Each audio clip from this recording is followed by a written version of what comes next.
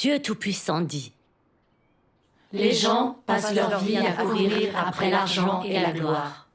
Ils se raccrochent au moindre espoir qu'ils ont, pensant qu'ils sont leur seul soutien.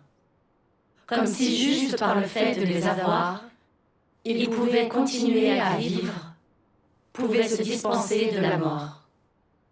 Mais ce n'est que lorsqu'ils se rapprochent de la mort qu'ils se rendent compte combien l'argent et la gloire sont des choses distantes d'eux. Combien aussi ils sont faibles quand ils font face à la mort, combien ils volent facilement en éclats, et combien ils sont terriblement seuls et impuissants, et surtout sans aucune utilité. Ils se rendent compte que la vie ne peut pas être achetée avec de l'argent ou de la renommée, que peu importe la richesse d'une personne ou sa haute position, tous les hommes sont pareillement pauvres et sans aucune importance face à la mort. Ils se rendent compte que l'argent ne peut pas acheter la vie, que la renommée ne peut pas abolir la mort, que ni l'argent, ni la renommée ne peuvent prolonger la vie d'une personne, d'une seule minute ou même d'une seule seconde. Amen. J'ai une certaine expérience de ce dont Dieu parle ici. Avant de croire en lui, je pensais que le plus important était d'avoir de l'argent, qui apportait respect et admiration. Je me suis asservie en travaillant jour et nuit, juste pour gagner de l'argent. Mais quand j'en ai accumulé un peu, j'ai eu un cancer qui a failli me tuer.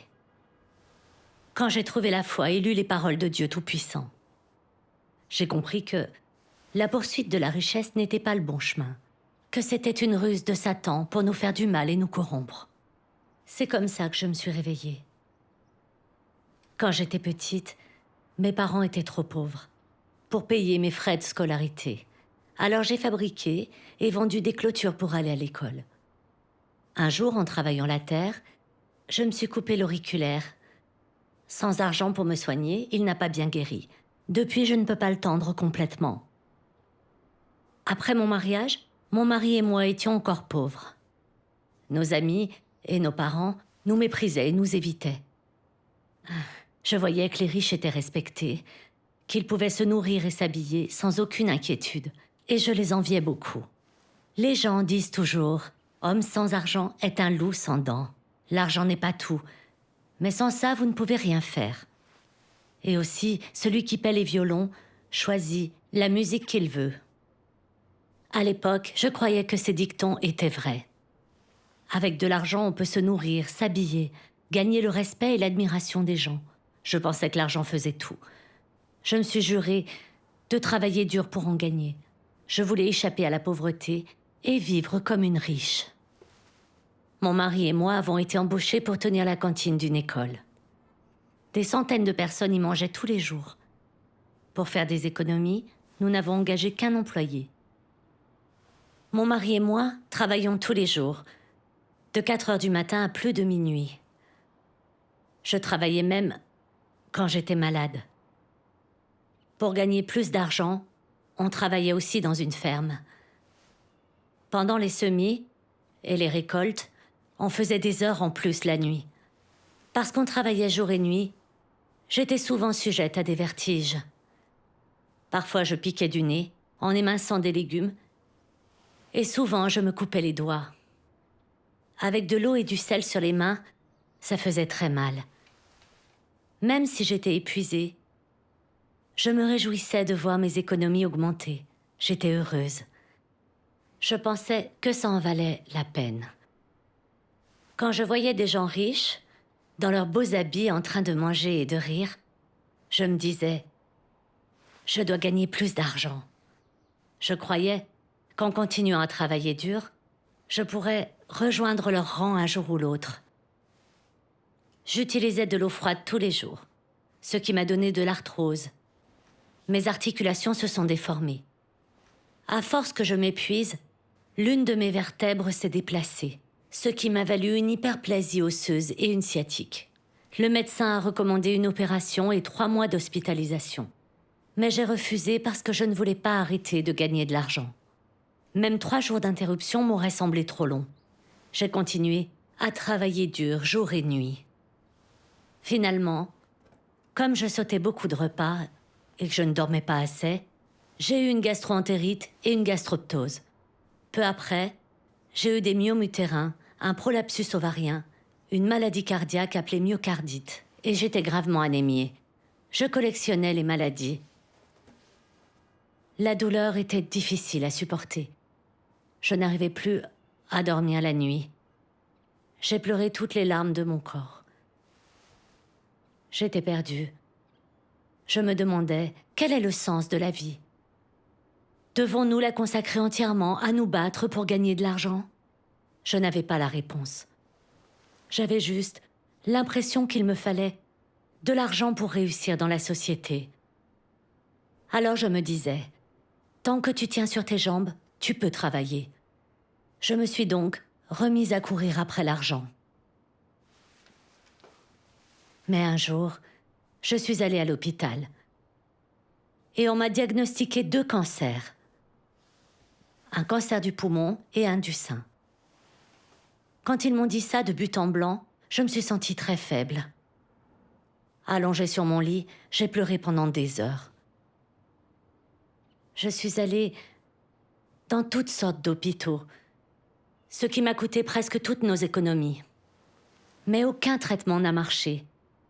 Et les médicaments que je prenais m'ont fait enfler. La nuit, quand tout était calme, je regardais par la fenêtre, depuis mon lit. J'étais vraiment désespérée.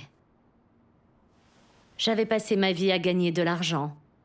Et non seulement je n'étais pas riche, mais j'avais perdu la santé et j'avais une vie misérable. Alors je me disais, à quoi bon vivre? Je ne voulais plus me tuer à essayer de gagner de l'argent. Mais mon mari adorait l'argent. Il me disait, tant que tu as envie, continue à travailler. Son indifférence m'a contrariée et déçue, mais je me sentais surtout impuissante. Je n'avais que la quarantaine. Finalement, je n'avais jamais été heureuse. Et mon fils n'était même pas marié. Je n'étais pas prête à mourir comme ça. Je voulais vivre. Mais comment pouvais-je me faire soigner et survivre sans argent? Il fallait que je continue à en gagner. Alors, j'ai continué à travailler pendant la durée du traitement. Plus tard, mon mari a ouvert une usine de briquettes de charbon avec nos petites économies. L'année suivante, il a ouvert une usine d'extraction d'huile. Tous les jours, malgré la maladie, j'allais d'un site à l'autre. Après des années de dur labeur, on a fini par gagner de l'argent. On a acheté une maison, puis une voiture, et on a mené une vie confortable.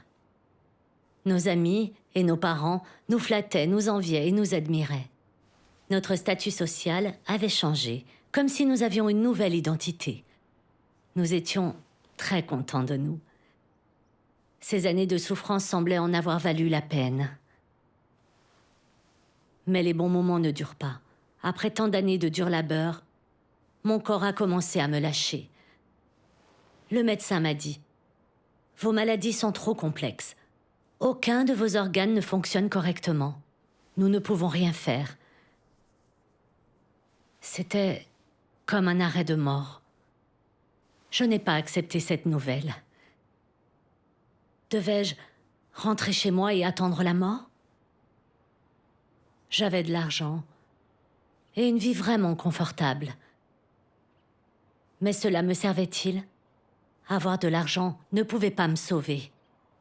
C'est vrai. Je souffrais tant que j'avais presque envie de mourir. Que pouvais-je faire d'autre? Malgré moi, je me suis écriée « Ô cieux, sauvez-moi !»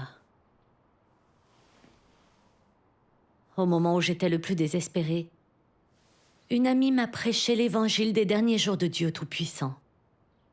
Elle m'a dit que Dieu était devenu chair dans les derniers jours pour sauver l'humanité, exprimer la vérité et dévoiler les mystères de la vie. Il révélait la source du mal dans le monde, la raison pour laquelle nos vies étaient si vides et si misérables. D'où venaient les maladies, qui tenait notre destin entre ses mains, ce qui pouvait donner du sens à nos vies et plus encore. En lisant ces paroles et en comprenant la vérité, on pouvait voir clairement ces choses et moins en souffrir. Mon ami m'a lu des paroles de Dieu Tout-Puissant. Lisons-les maintenant. D'accord. Quelle est la source de la souffrance permanente, de l'enfantement, de la mort, de la maladie et de la vieillesse que les humains endurent? Qu'est-ce qui a fait que les gens ont eu ces choses? Les humains ne les avaient pas quand ils ont été créés au début, n'est-ce pas? Alors d'où sont venues toutes ces choses? Elles sont apparues quand les humains ont été tentés par Satan et que leur chair a commencé à dégénérer. La douleur de la chair humaine, ses afflictions et sa vacuité, ainsi que les affaires extrêmement misérables du monde humain, existent depuis que Satan a corrompu l'humanité. Oui. Après que les humains ont été corrompus, Satan a commencé à les tourmenter. Ils sont devenus de plus en plus dégénérés. Les maladies de l'humanité se sont aggravées. Et leur souffrance est devenue de plus en plus sévère. Les gens ont senti de plus en plus la vanité et la tragédie du monde humain, ainsi que leur incapacité à continuer à y vivre. Et ils ont éprouvé de moins en moins d'espoir pour le monde. Ainsi, cette souffrance a été causée chez les humains par Satan. Amen. Mon ami a échangé avec moi. Quand Dieu nous a créés, nous vivions tous sous sa protection, librement dans le jardin d'Éden, sans connaître la mort, la maladie ni l'inquiétude. Mais quand Satan a tenté et corrompu l'humanité, nous avons trahi Dieu et nous avons perdu sa protection. Oui. Nous vivons dans le domaine de Satan et nous obéissons à ses principes. Nous rivalisons entre nous, nous mentons, nous trichons et nous nous battons pour la gloire, la fortune et le statut. Voilà d'où viennent la maladie, la souffrance et le chagrin des humains. Oui. D'accord. Et cette souffrance et ces inquiétudes donnent à tous l'impression que la vie est trop douloureuse, trop éprouvante et beaucoup trop dure. Oui, c'est vrai. C'est arrivé parce que Satan a corrompu l'humanité. Et c'est encore Satan qui nous tourmente. Mais Dieu s'est fait chair pour venir dans le monde afin de nous sauver. Il exprime les vérités qui nous permettent d'atteindre le salut et d'être purifiés. Si nous lisons bien les paroles de Dieu et vivons d'après elles, alors il nous guidera et nous protégera. Il nous délivrera de la corruption, nous offrira le salut et nous guidera jusqu'à la belle destination. Oui. Oui. Ces mots m'ont rendu l'espoir. Je sentais que Dieu Tout-Puissant pouvait me délivrer de la souffrance. C'est alors que j'ai accepté d'étudier son œuvre. Mon ami m'a donné le livre « La parole apparaît dans la chair ». Après ça, j'ai lu les paroles de Dieu tous les jours et rencontré mes frères et sœurs. Oui. Un jour, pendant mes dévotions, j'ai regardé la vidéo d'une lecture des paroles de Dieu. Regardons-la ensemble. D'accord. Dieu Tout-Puissant dit: quels que soient tes antécédents, et quel que soit le voyage qui t'attend, personne ne peut échapper à l'orchestration et aux arrangements que le ciel a préparés, et aucun de nous n'a le contrôle de sa propre destinée, car seul celui qui domine sur toutes les choses est capable d'une telle œuvre. Depuis le jour où l'homme est entré dans l'existence, Dieu a toujours réalisé son œuvre de cette façon, en gérant cet univers et en contrôlant les règles de changement de toutes les choses ainsi que les chemins qu'elles empruntent. Comme toutes les autres choses, l'homme est nourri, discrètement et inconsciemment, par la douceur, la pluie et la rosée de Dieu. Comme toutes les autres choses, l'homme vit inconsciemment sous l'orchestration de la main de Dieu. Le cœur et l'esprit de l'homme sont tenus dans la main de Dieu et toute sa vie est contemplée par les yeux de Dieu. Peu importe que tu y crois ou non, toutes les choses, qu'elles soient vivantes ou mortes, évolueront, changeront, se renouvelleront et disparaîtront conformément aux pensées de Dieu. C'est de cette manière que Dieu préside sur toutes les choses. Amen. Avec cette vidéo, j'ai compris que Dieu est notre Créateur et qu'il règne sur absolument tout. Dieu approvisionne et nourrit toute l'humanité. Notre sort, notre vie ou notre mort et notre bonheur sont entre ses mains. D'accord. On ne peut pas les changer, simplement en s'agitant dans tous les sens. Je ne comprenais pas la souveraineté de Dieu. Je n'avais compté que sur mes propres forces pour changer mon destin et essayer de devenir riche. Mais j'ai eu beau gagner un peu d'argent, je n'ai jamais été heureuse. Mon âme souffrait et j'avais aussi perdu la santé. C'est alors que j'ai compris que si les gens ne croyaient pas en Dieu et ne le vénéraient pas, s'ils n'obéissaient pas à sa souveraineté et résistaient à leur destin pour suivre leurs désirs, ils souffraient en vain et ils iraient tous en enfer après leur mort. Alors j'ai compris que Dieu était mon seul soutien. Je l'ai prié, j'ai remis ma santé entre ses mains. Que je vive ou que je meure, j'étais décidée à me soumettre à la souveraineté de Dieu. Amen. Amen. Amen. J'ai beaucoup participé à la vie de l'Église après ça. J'ai vu comment mes frères et sœurs lisaient les paroles de Dieu et cherchaient la vérité, essayant de faire leur devoir et le satisfaire. Et je les ai beaucoup admirés. Oui. J'ai voulu renoncer à cette vie pour en commencer une autre. Alors j'ai beaucoup prié Dieu pour lui demander de m'offrir du temps pour assister aux réunions et faire aussi mon devoir. Une de nos usines a été réquisitionnée à cause de la construction d'une route. Dieu t'a fourni une solution. C'est vrai. Je n'avais donc plus besoin d'aller d'un site à l'autre comme je le faisais avant. Je pouvais rencontrer les autres et échanger sur les paroles de Dieu, pour les méditer et pour me rapprocher de lui. J'avais l'impression que chaque jour m'enrichissait. Oui. Un peu plus tard, ma santé s'est beaucoup améliorée. Dieu soit loué. Je me sentais plus dynamique et mon corps avait retrouvé ses forces. J'étais aussi plus détendue et plus calme. J'en ai été très reconnaissante envers Dieu. Dieu soit loué. J'ai regardé une autre vidéo d'une lecture des paroles de Dieu. Dieu Tout-Puissant dit « Homme sans argent est un loup sans dents, est la philosophie de Satan, et elle prévaut dans toutes les sociétés humaines.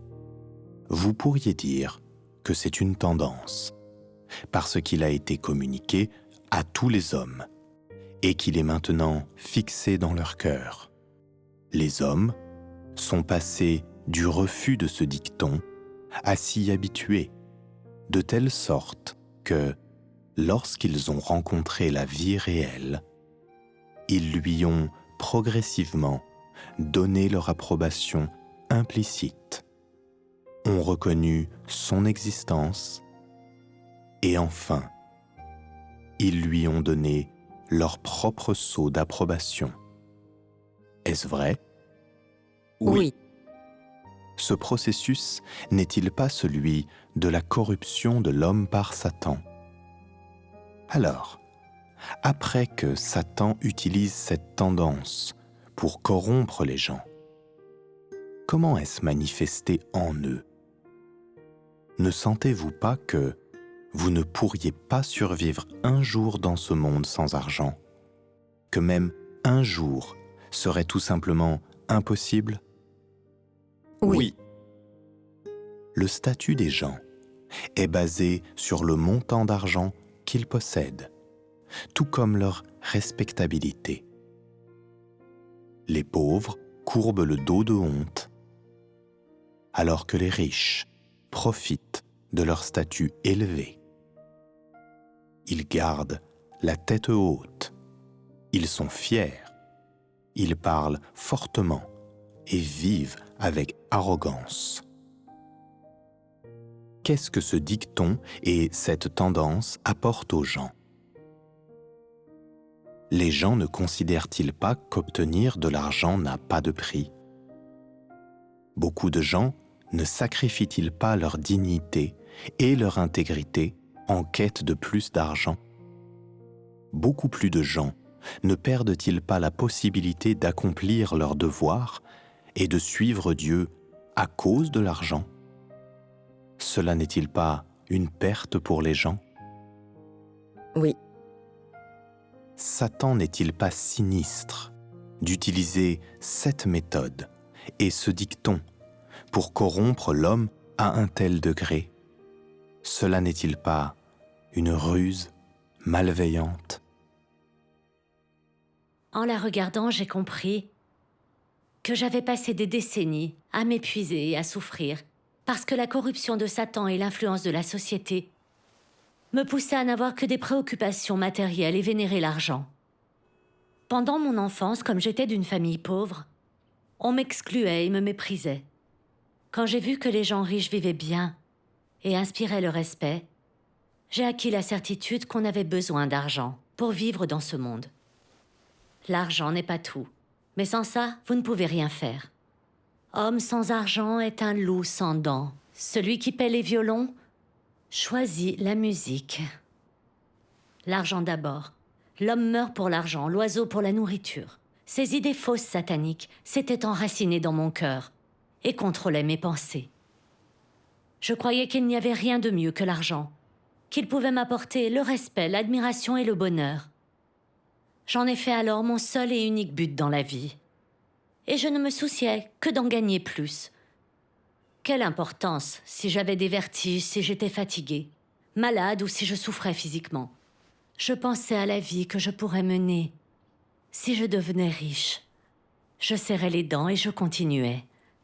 Même mes cancers n'y ont rien changé. Ils ont même rendu l'argent encore plus important. Car je devais me faire soigner pour avoir une chance de survivre. Je n'ai pas arrêté d'essayer de gagner de l'argent. J'étais solidement enchaînée par les ruses de Satan. Je n'étais qu'une esclave de l'argent. Oui, c'est vrai. Même si j'avais une voiture, une maison et de l'argent, même si on me respectait et m'admirait, je n'étais pas du tout heureuse. J'ai eu de nombreuses maladies, dont le cancer.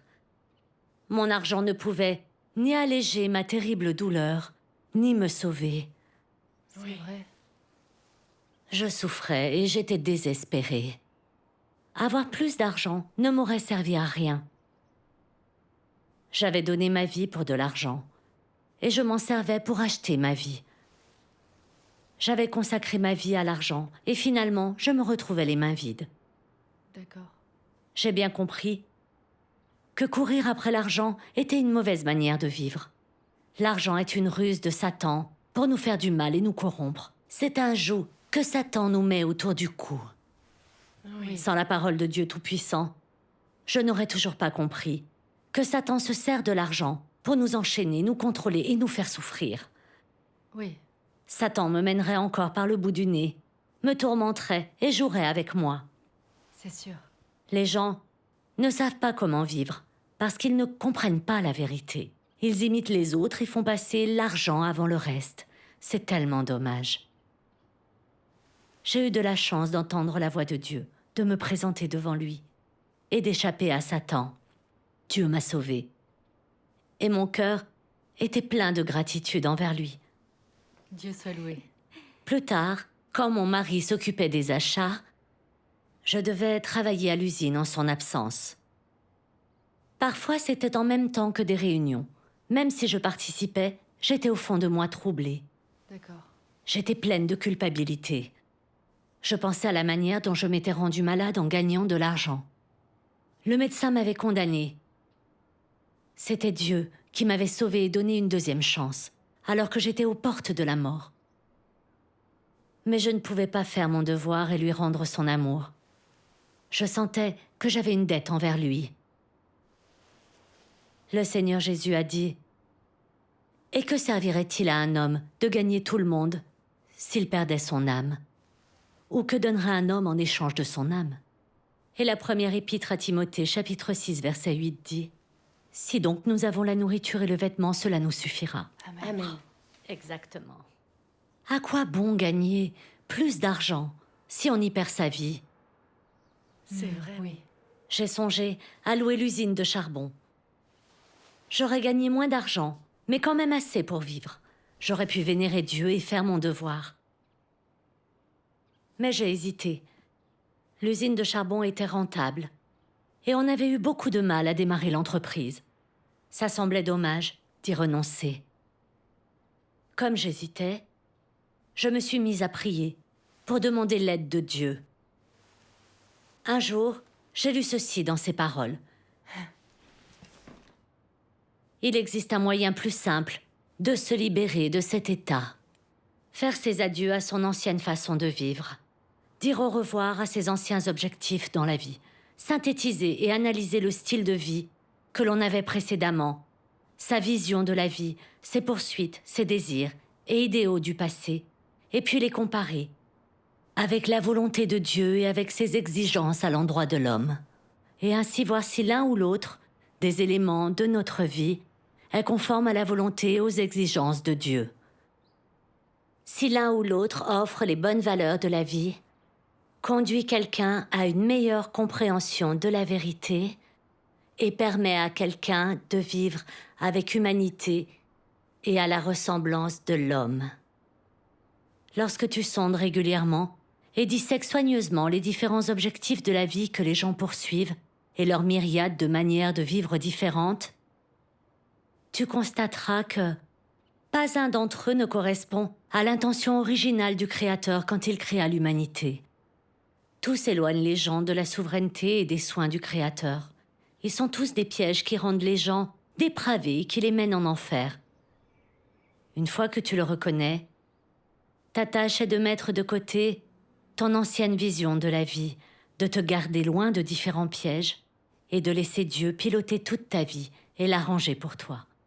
De te soumettre aux orchestrations et à la direction de Dieu, de ne pas avoir le choix et de devenir une personne qui adore Dieu. Amen. En lisant ces paroles, j'ai pensé aux règles de vie sataniques auxquelles j'obéissais autrefois, quand j'essayais de devenir riche. Homme sans argent est un loup sans dents. L'argent n'est pas tout, mais sans ça, vous ne pouvez rien faire. J'avais dû énormément lutter pour devenir riche et gagner le respect des gens. À cette époque, je souffrais et j'étais malheureuse. L'argent était-il si important? Que pouvait-il vraiment m'apporter? Il m'avait permis d'acheter une maison et une voiture. Il m'avait aidé à mener une vie confortable et à me faire respecter. Et il m'avait apporté des plaisirs charnels éphémères. Mais il n'a pu combler le vide de mon cœur ni apaiser ma souffrance. M'apporter ni paix ni joie. Il n'a pas non plus pu soigner ma maladie, ni me sauver la vie. C'est vrai. C'est vrai. J'ai pensé au directeur de l'école locale. Il avait argent et statut, mais il était mort du cancer. L'argent et le statut ne trompaient ni la souffrance et ni la mort. J'ai entendu parler de gens riches, dont les vies étaient douloureuses et vides, et qui se sont tués pour en finir. Il y a aussi des gens qui se sont battus, ont menti, triché et arnaqué les autres, perdant humanité et conscience pour l'argent. Les histoires qu'on m'a racontées et mon expérience personnelle m'ont permis de comprendre que rechercher le profit ne fait que rendre les gens plus corrompus et plus décadents. Ça les détourne de Dieu et les incite à pécher. Oui, c'est vrai. J'ai pensé à Job, qui ne s'intéressait pas à l'argent ni au confort.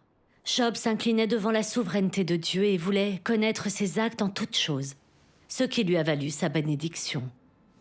J'ai pensé à Pierre, qui, lui, a tout abandonné pour suivre Dieu quand Jésus l'a appelé, parce qu'il voulait connaître Dieu et l'aimer. Dieu l'a perfectionné et il a mené une vie pleine de sens. Amen. Cela m'a permis de comprendre que connaître Dieu, le vénérer, vivre en accord avec ses paroles et obtenir son approbation sont les choses les plus importantes dans la vie. Oui. J'ai eu du mal à trouver la foi et le bon chemin. Mais je savais que continuer à aspirer à la fortune et abandonner la recherche de la vérité et du salut serait stupide. Quand j'y ai réfléchi, j'ai cessé de douter. Je ne voulais plus être une esclave de l'argent. Je voulais juste plus de temps et d'énergie pour chercher la vérité. Après ça, j'ai suggéré à mon mari de louer l'usine. Grâce aux orchestrations merveilleuses de Dieu, nous l'avons fait. J'ai pu aller aux réunions et faire mon devoir. Les voies de Dieu sont Oui, tout à impénétrables. fait. 2 ans plus tard, Mon mari est tombé subitement malade et il est décédé.